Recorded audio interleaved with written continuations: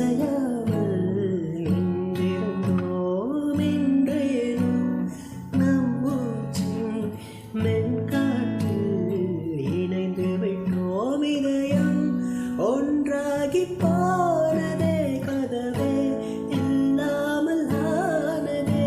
இனிமேல் நம் வீட்டிலே பூங்காற்றுதான் தினம் வீசுமே. ஒரு பாதி கதவு நீயடி, மறுபாதி கதவு நானடி.